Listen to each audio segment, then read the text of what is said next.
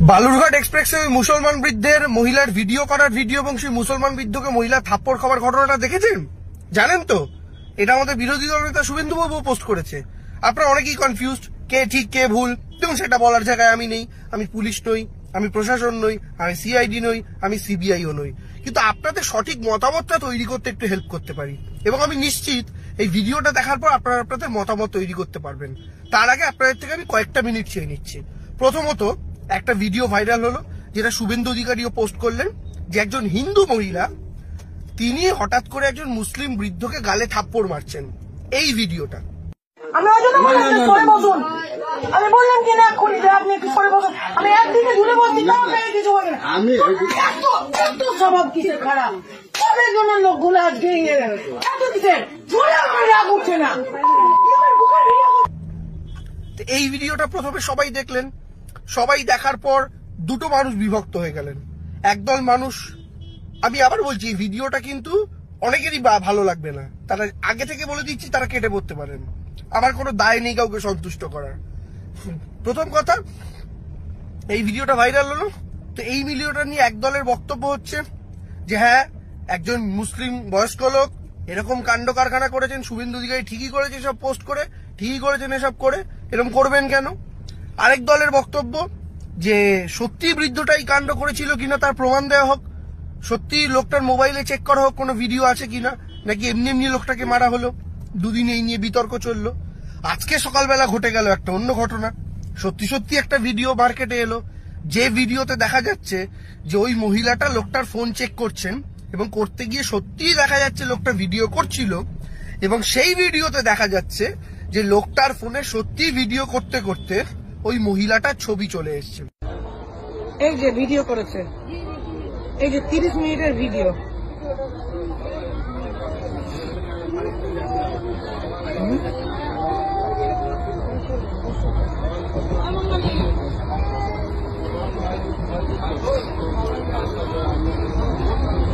বাড়িতে বয়স হয়ে যাচ্ছে তবু এরকম করছে।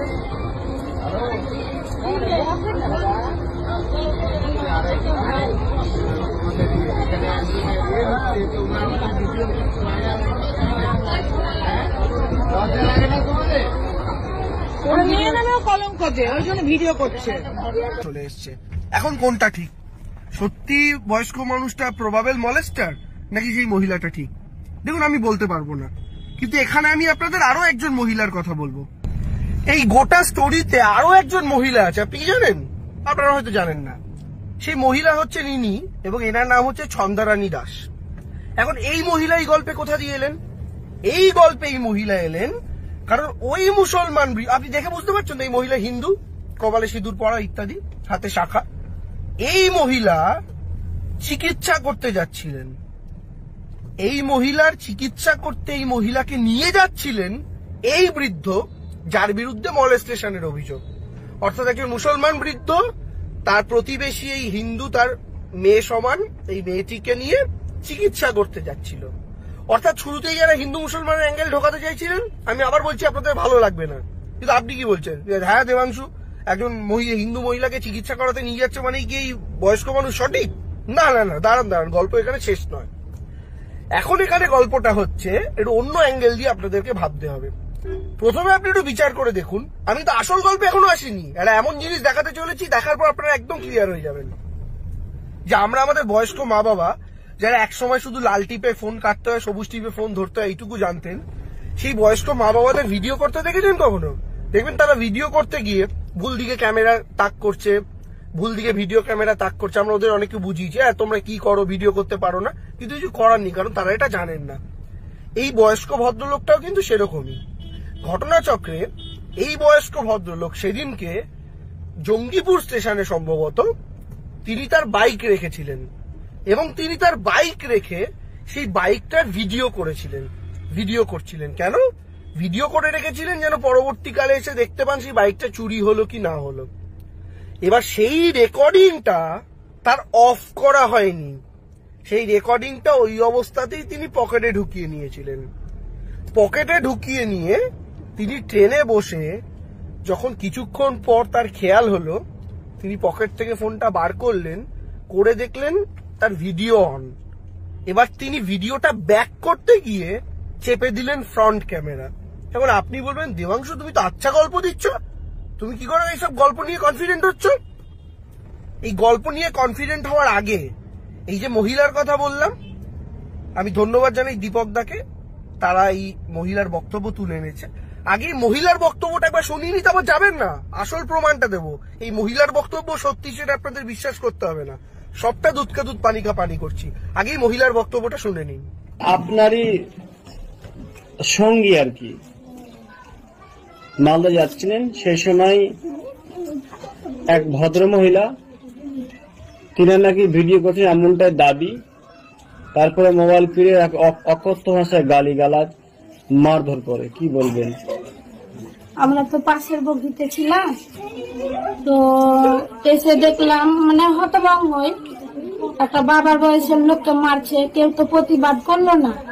এবার আমরাও ছেলে বলে ছেলেরাই ছেলের দিকে হয়ে গেল, আর আমি একা মেয়ে, কি বলবো, ওই জন্য আর কিছু বললাম না। মেয়েটারই দোষ ছিল অ্যাকচুয়ালি, ও তো কিছুই তুলেনি, ও ক্যামেরাটা অন ছিল, বুঝতে পারেনি। ওটা স্বাভাবিক মেয়েদের হতেই পারে, মানুষ তো সব মানুষ তো মোবাইলের সম্বন্ধে জানাশোনা তো জানেও না, ঠিক আছে। এবং তার কি ভিডিও এসছে ক্যামেরায়? না, একটু হাত এসছে অল্প, দিয়ে ওইভাবে কটাক্ষ গালিগালাজ মারধর করেছে। ওর বাবা নিষেধ করছে যে এগুলো করিস না করিস না, কিন্তু মেয়ে তো শুনছে না, করবে। এখন ও কাকে কাকে ফোন করছে। আপনার সঙ্গী হ্যাঁ, কি ধরনের? ভালো, মানে ভালো, কিছু অত জানে না, যেমন বলে তেমন জানে এটাই। কিন্তু ওই বাবার বয়সের ওরকম লোক করলো, পরবর্তীতে ওই ভুগবে, ঠিক আছে। এখন দেখা যাচ্ছে গোটা দেশে হিন্দু মুসলিম হচ্ছে, তা সত্ত্বেও আপনি একজন মুসলমান সঙ্গীর সাথে হয়ে কথা বলছেন। আমি দোষ দেখলে তো দোষটা বলবো, আর দোষ না দেখলে তো বলবো না। তাতে হিন্দুই হোক, মুসলিমই হোক, জৈনই হোক, খ্রিস্টানই হোক, ঠিক আছে। আপনার নাম? আমার নাম ছন্দা রানী দাস। শুনেছেন মহিলার বক্তব্য? একজন হিন্দু মহিলা, এনার প্রতিবেশী, ইনি কি বললেন শুনতে পেরেছেন তো? এবার আসুন আসল গল্পে। এবার দেখুন এর পরের ভিডিও। যেহেতু দেখলেন যখন সেই মহিলাটা সেই ভিডিওটা করে দেখাচ্ছেন সবাইকে, পরে যে ভিডিওটা এলো, এই ভিডিওটাই মহিলাটা বলছেন, আপনারা শুনেছেন, এই যে 30 মিনিটের ভিডিও, আরেকবার শুনে নিন। বলছেন, এই যে ভিডিও করেছে, এই যে 30 মিনিটের ভিডিও শুনেছেন তো? 30 মিনিটের ভিডিও। ভিডিওটা অ্যাকচুয়ালি 30 মিনিট 42 সেকেন্ডের। এখানেই আসছে মজার গল্প। এবার এই যে ভিডিওটা মহিলাটা তার ফোনে চালিয়ে দেখাচ্ছে, এই ভিডিওটায় কনসেন্ট্রেট করতে অনুরোধ করব। ইনি যখন ভিডিওটা স্ক্রিনে টাচ করছেন, তখন দেখা যাচ্ছে যে 30 মিনিট 42 সেকেন্ডের ভিডিওর মধ্যে অলরেডি 30 সেকেন্ড 10 মিনিট ভিডিওটা চলে গেছে। অর্থাৎ ভিডিওটা আর বাকি আছে 32 সেকেন্ড, মানে ভিডিওটা 90% এগিয়ে গেছে, বাকি 32 সেকেন্ড বাকি। আমি স্ক্রিনশটটা দেখাচ্ছি, একবার দেখে নিন। টোটাল ভিডিও সাইজটা ডান দিকে লেখা 30 মিনিট 42 সেকেন্ড, আর কতক্ষণ ভিডিওটা চলেছে সেটা 30 মিনিট 10 সেকেন্ড, যেটা আমার আপনার সবার মোবাইলে হয়। দেখতে পেয়েছেন? তার মানে ভিডিওটা আর বাকি ছিল 32 সেকেন্ড। তার প্রমাণ কি যে ভিডিওটা শেষ 30 সেকেন্ড বাকি? ভিডিওটা আরেকবার দেখুন, আপনাকে দেখাচ্ছি, দেখতে পাবেন যে ভিডিওটা মহিলাটা চালাতে চালাতে ভিডিওটা একসময় শেষ হয়ে যায়, এবং আপনি দেখুন ভিডিওটা শেষ হচ্ছে এক্সাক্ট 30 সেকেন্ড পরে। একবার দেখে নিন। এই যে ভিডিও করেছে, এই যে 30 মিনিটের ভিডিও।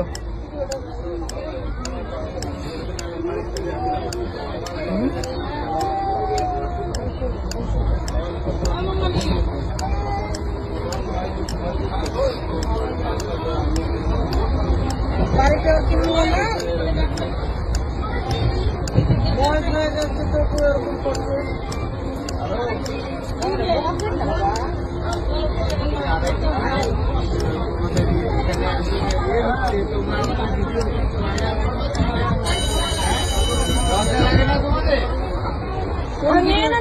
দেখে নিয়েছেন? তাহলে দেখতে পেলেন যে ভিডিওটা অটোমেটিক থেমে গেল, মহিলাটা তো থামায়নি। তার মানে সত্যি সত্যি 30 মিনিট 42 সেকেন্ডের ভিডিওটার 30 মিনিট 10 সেকেন্ড থেকে মহিলাটা ফুটেজটা দেখাচ্ছে, যার বাকি ছিল 32 সেকেন্ড, যেটা এখন চললো তাই থেমে গেল।